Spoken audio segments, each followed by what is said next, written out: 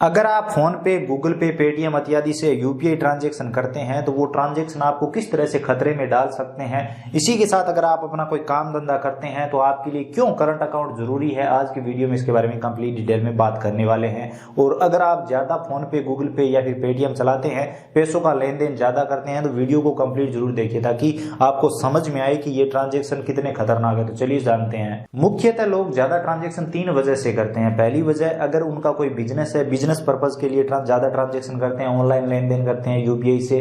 दूसरा, किसी का काम करने के लिए, यानी अपने आपके फ्रेंड ने कह दिया कि आप अपने फोन पे से इतने पैसे भेज दो, आपने उनसे 1-2 लाख रुपए लिए और फोन पे से आगे पैसे भेज दिए। इस तरह से आप अपनी दोस्ती निभाने के लिए ज्यादा ट्रांजैक्शन करते हैं।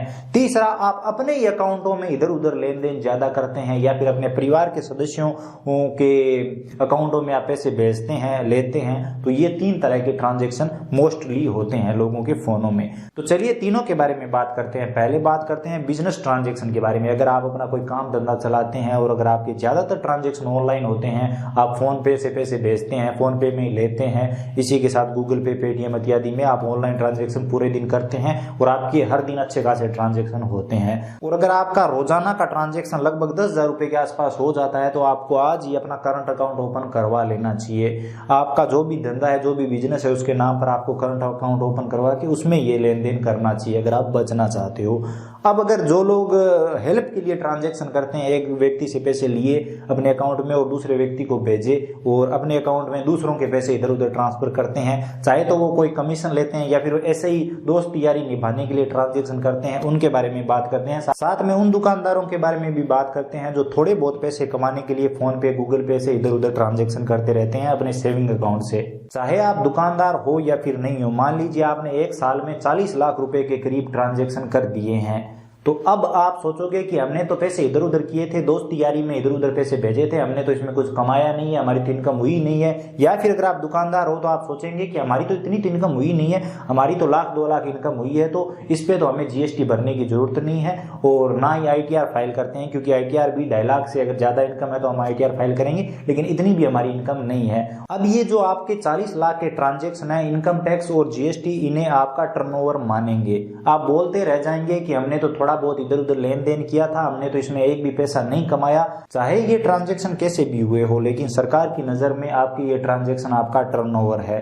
आपने किसी से 40 लाख रुपए लिए और 1 लाख रुपए बचाकर आपने कहा कि मैं इधर उधर भेज दूंगा और मुझे 1 लाख रुपए देने पड़ेंगे। मैं यहाँ पर बता रहा हूँ, यानी कि ये जो 40 लाख का मैं उदाहरण दे रहा हूँ, आपने 10-10 रुपए करके ही चाहे किया हो। मान लीजिए आपने किसी से 40 लाख रुपए लिए और आपने उसमें 1 लाख बचाया और 39 लाख रुपए आगे भेज दिए, तो आप बोलेंगे तो मेरे पास तो 1 लाख रुपए ही बचे हैं। ये आप 100 का भी उदाहरण ले सकते हैं। मान लीजिए आपने किसी से 100 रुपए लिए और 10 रुपए अपने पास बचाकर 90 रुपए आगे भेज दिए।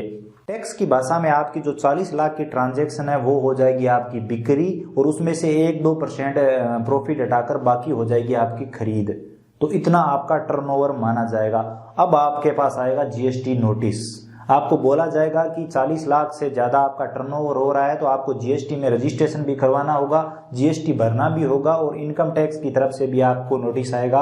अब इनकम टैक्स वाले भी बोलेंगे कि आपका टर्नओवर 40 लाख रुपए का है, आप अपनी 5 से 6% या फिर 6 से 7% इनकम डिक्लेयर करो, तब आपको ऑडिट करवानी होगी, बैलेंस शीट वगैरह का काफी लफड़ा होगा और आपको एक एक ट्रांजेक्शन की डिटेल देनी होगी, जो कि आपके पास होगी नहीं। आप फोन पे, गूगल पे ऐसे ढूंढते रह जाओगे और आपके पास कुछ भी नहीं होगा। फिर होगा आपके साथ बवाल, आपका अकाउंट फ्रीज होगा, पेनल्टियां देनी पड़ेगी, पैसे लगेंगे आपके और आपको दिक्कत आने वाली है। फिर आप भागोगे वकील की तरफ और फिर आपको पता ही है कि किस तरह से आपके पैसे लगने वाले हैं, जबकि आपकी इतनी इनकम थी भी नहीं और आपने लोगों के पैसे इधर उधर ट्रांसफर किए, आपका तो कुछ बचा ही नहीं, आपको ऐसे ही पैसे भरने पड़ रहे हैं और आपको दिक्कत आ जाएगी। जो लोग दाना खरीदते हैं, अनाज खरीदते हैं, उन लोगों के साथ ये काफी दिक्कतें होती है। आप अपने गांव क्षेत्र में पता कर सकते हैं, उन लोगों को ये दिक्कत आई होगी क्योंकि शुरुआत में उन्होंने भी अपने सेविंग अकाउंट से बड़े बड़े ट्रांजैक्शन किए होंगे, या फिर जो लोग बड़े बड़े धंधे करते हैं और हालांकि उनकी इनकम इतनी नहीं होती, लेकिन वो ट्रांजैक्शन ही उनका टर्नओवर की तरह दिखाई देता है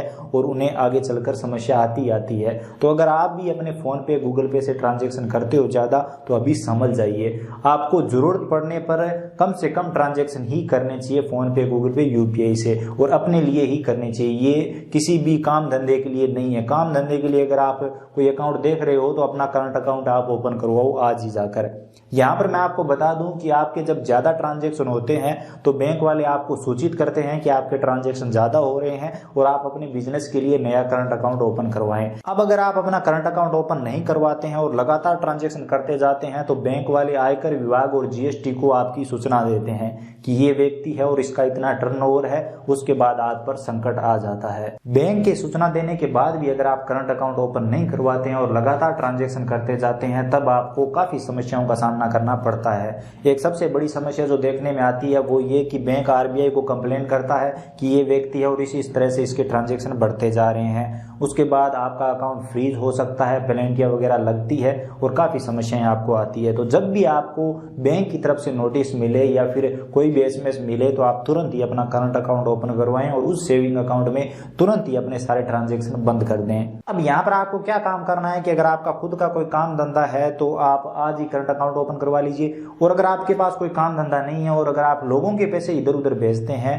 तो आप अपना सेविंग अकाउंट भले ही रखें, करंट अकाउंट मत ओपन करवाइए, लेकिन आप ये जो ट्रांजैक्शन है फालतू के इधर उधर पैसे भेजने वाले रिवॉर्ड पॉइंट पाने के लिए या फिर किसी और पर्पज के लिए, ये अभी के अभी बंद कर दीजिए। नहीं तो आप ऐसे संकट में पड़ोगे कि आपका खाता तो साफ होगा ही होगा और आपको काफी परेशानियां भी आएगी। और अगर आपकी इनकम 2.5 लाख के आसपास है तो हर साल आईटीआर फाइल करें। अगर आप आईटीआर फाइल करते हो तो कभी आपके पास जीएसटी नोटिस या फिर इनकम टैक्स नोटिस नहीं आएगा। अगर आ भी जाएगा तो आपके पास आईटीआर फाइल की हुई होगी और उसमें आपकी बैलेंस शीट वगैरह शो होती है तो आपको कोई दिक्कत नहीं होगी और एक एक ट्रांजैक्शन का ब्यौरा आपके पास मिल जाएगा तो आपको कभी दिक्कत नहीं आएगी। अब बात करते हैं उन लोगों की जो अपना अकाउंट बैलेंस एक अकाउंट से दूसरे अकाउंट में, दूसरे अकाउंट से तीसरे अकाउंट में इस तरह से ट्रांसफर करते रहते हैं। पता नहीं उन्हें क्या मिलता है इससे, लेकिन वो ऐसा करते रहते हैं। तो इससे कोई दिक्कत नहीं है। वो ट्रांजैक्शन अगर आप एक दिन में इधर उधर करते हैं, भेजते हैं, वापस लेते हैं तो कोई दिक्कत नहीं है, वो आपका पैसा है, आपके पास ही था, तो इसमें आपको कोई दिक्कत नहीं आती।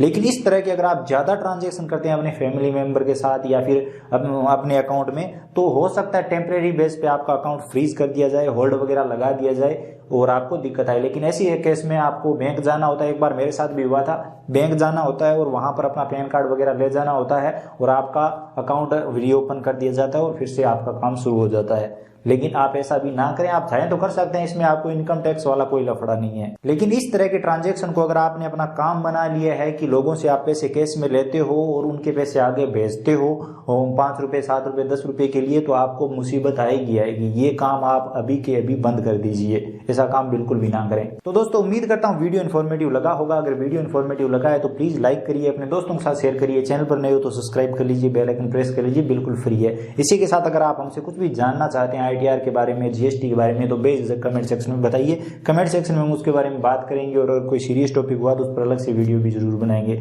तो चलिए मिलते हैं अगले वीडियो में, तब तक के लिए जय हिंद, वंदे मातरम।